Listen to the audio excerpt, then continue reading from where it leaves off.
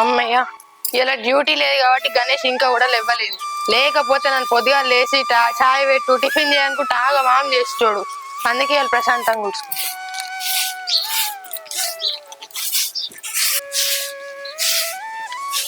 అవు గాని ఇంకా పోసక్క నిన్న పత్తేరమని పిలిచింది కదా, అసలు ఉన్నదా లేదా? ఎందుకన్నా మంచిది పని తీరినాకనైతే ఒకసారి పోయేస్తా.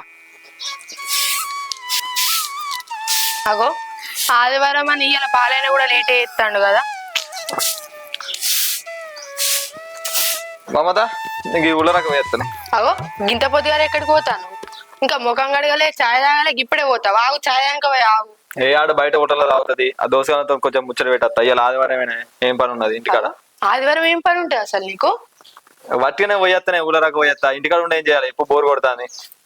పోగుడు తర్వాత పోయే గానీ నీతో ముచ్చట మాట్లాడాలి. ఆగు. ఏ ముచ్చట మాట్లాడనే చెప్పేంటిదో? నీకు ఎన్నిసార్లు చెప్పాలి? నాకు ఇంట్లో పని చేసుకోవడానికి ఎంత ఇబ్బంది అవుతుంది. ఇటు నీ కేసు పెట్టాలి, మీ అన్న కేసు పెట్టాలి. మీ అన్నకి తొందరగా పెళ్లి చేస్తే మీ వదిన నేను కలిసి పని చేసుకుంటాం కదా.